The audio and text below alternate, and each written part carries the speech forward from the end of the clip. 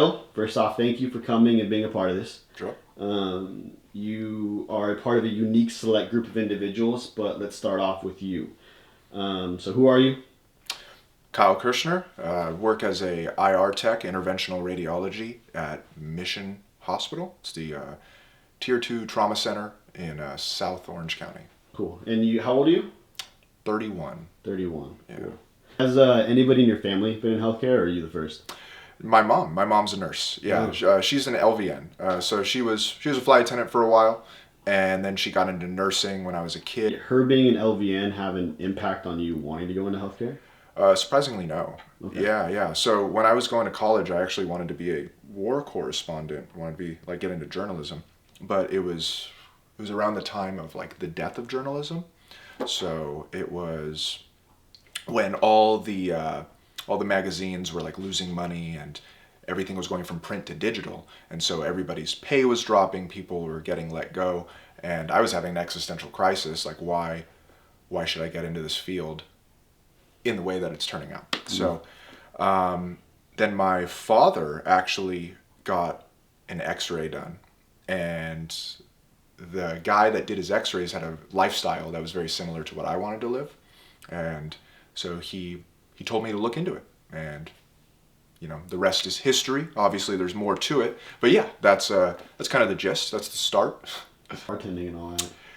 Loved it. Really? Actually, if anybody who's in food service is looking to get into healthcare, it's kind of similar in the pace. Really? And the speed of things. So if you can keep up in a fast-paced kind of bar environment, you'd probably do really well at a trauma center. So if you can serve drinks, you can work on people? I know, right? Yeah. The complexity Mm. is definitely there between those two, but it's the mindset, dealing with so many different personalities, so many different people, being fast-paced, having to think on your feet, stuff like that. That makes sense. Yeah, transitions really well. What do you exactly do in this department? What do you do in IR? Sure.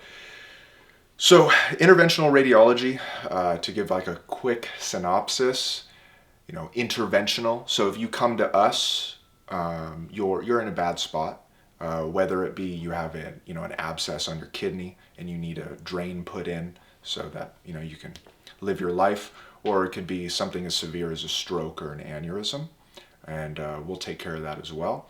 So myself as an IR tech, I'm not a nurse.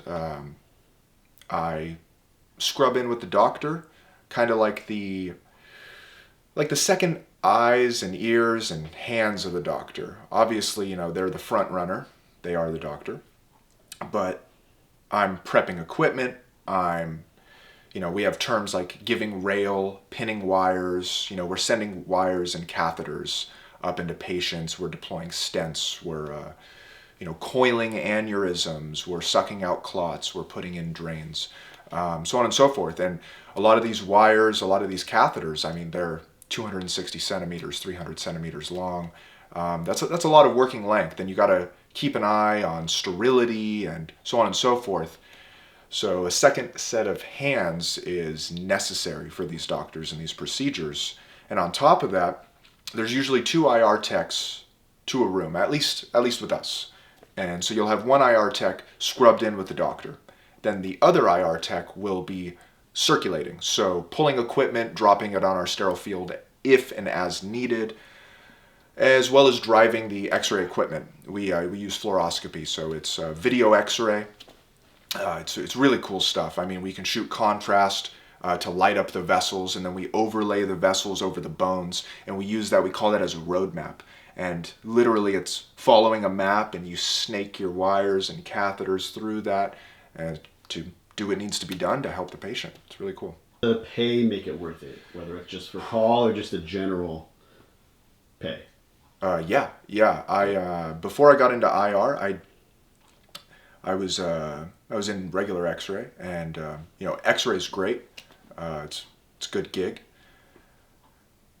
I didn't expect to find myself in a career that pays what it does, and so I'm very happy with the trajectory.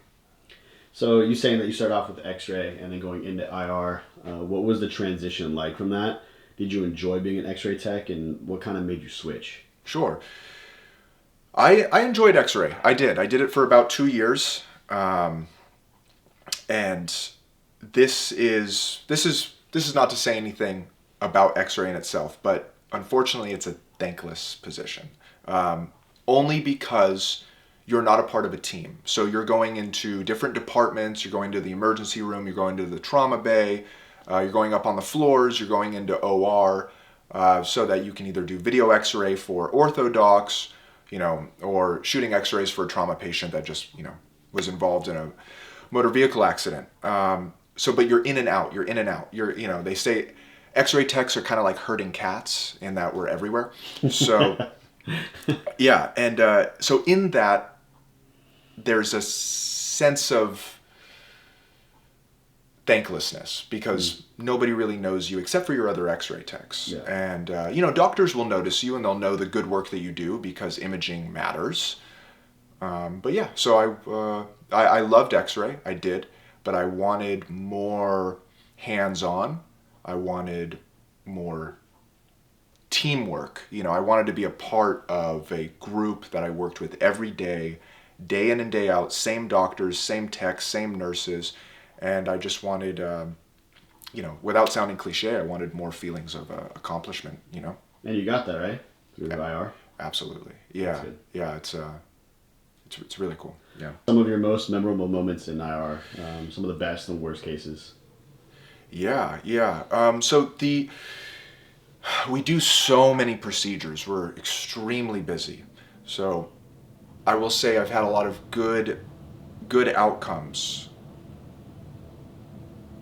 I'd say PEs, pulmonary embolisms, when they go right, which is 90% of the time, 95%.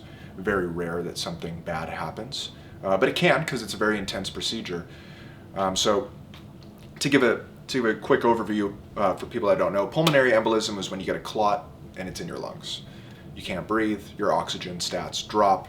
It's really bad. You can die. Yeah. So you need your lungs. You need to breathe. No, definitely. People like to breathe. Yeah. So we go in and we put these huge catheters. I mean, we're talking French sizes, so I'm not going to go into that, but they're pretty thick. Go into the femoral and we travel up, get into the lungs, we start shooting contrast, and we start pulling clots out.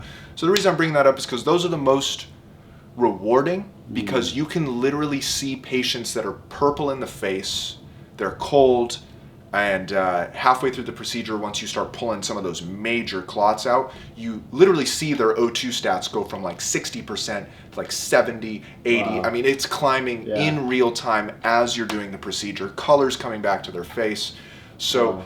That's amazing. Yeah, it's really rewarding. And I think the hard part with talking about the best outcomes is that as an IR tech, I'm in and out of procedures. This one, then that one, then this one, then that one.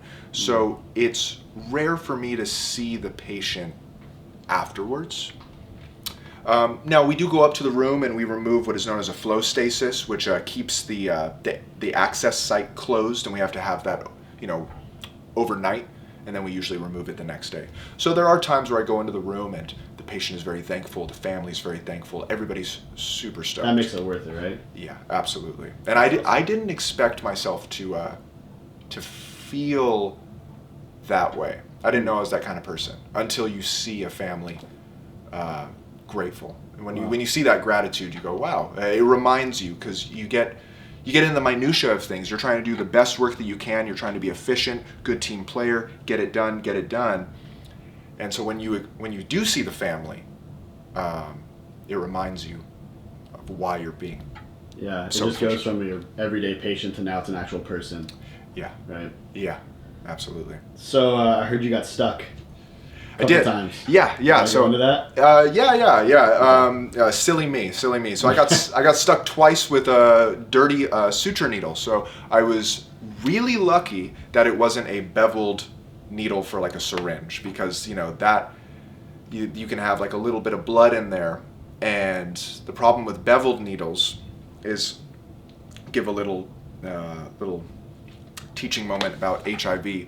So HIV can't survive in an oxygen-rich environment, But in a beveled needle, it survives because the part of the blood that is exposed to air coagulates and kind of makes a seal, and then the blood that's not being exposed to air has active HIV and stuff like that in there.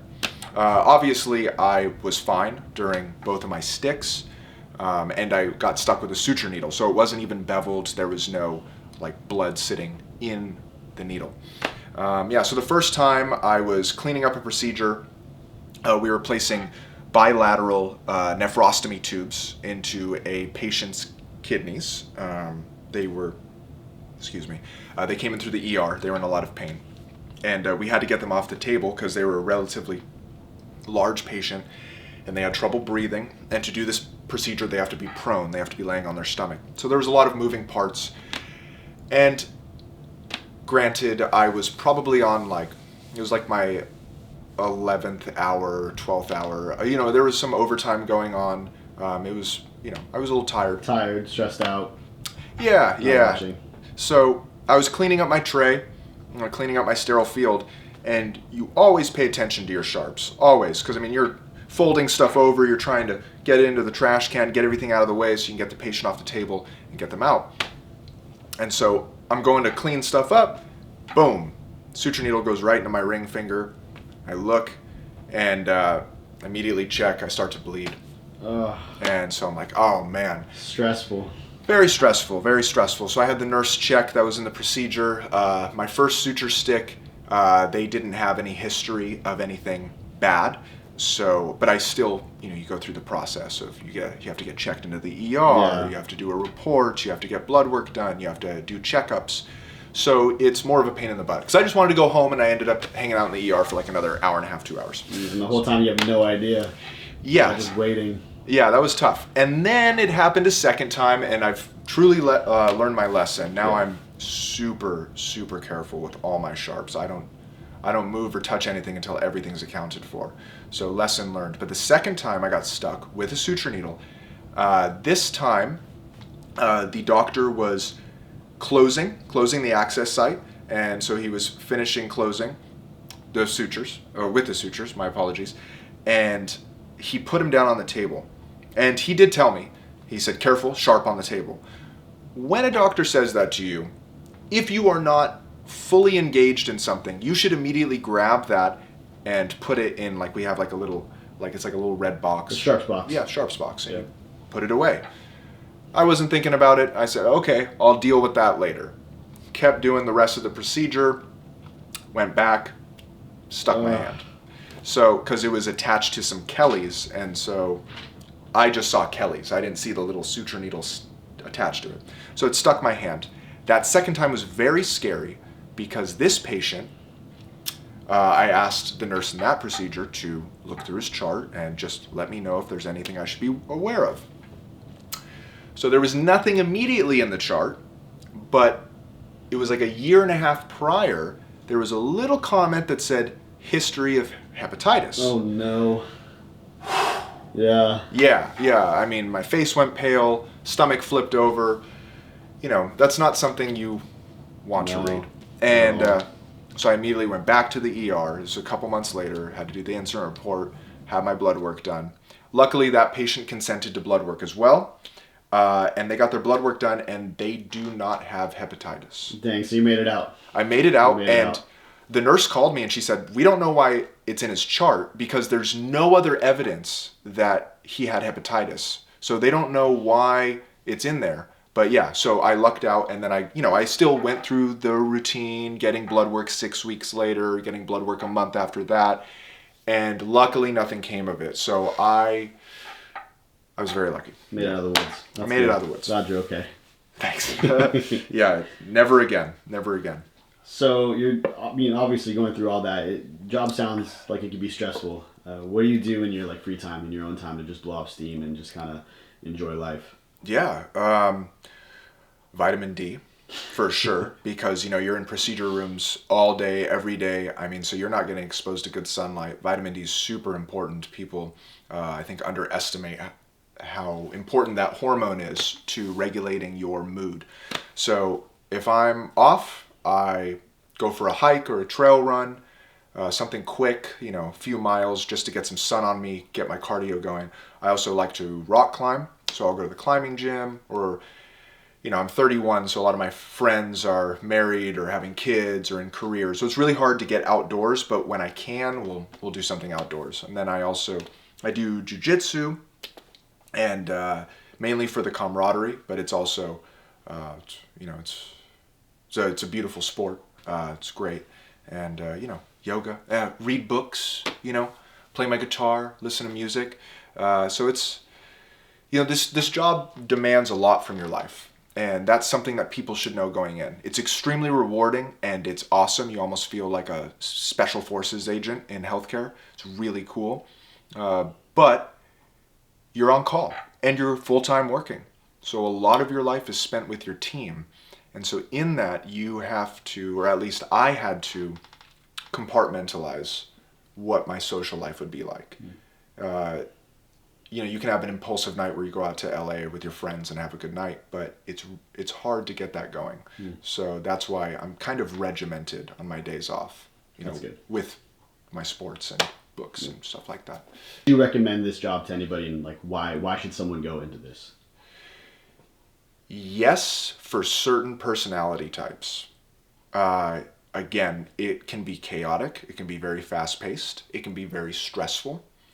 And so if you are able to deal with that and you want a fast-paced career, you want a fast-paced job, and you want to have some sort of purpose, I feel like a lot of careers that people can get into can make them feel purposelessness, like maybe what they're doing doesn't matter in the grand scheme of things. And there is a feeling that what we do matters. It's called interventional. So we're coming in when things are bad and we're doing our best to make it better. So if you have that kind of drive where you want that kind of lifestyle, then this is absolutely a career for you. Yeah. It's definitely not a desk job. Far from it. And I rarely sit. So, Yeah. Yeah. Sounds good, man. All right. Well, thank you so much, man. Of course. No problem.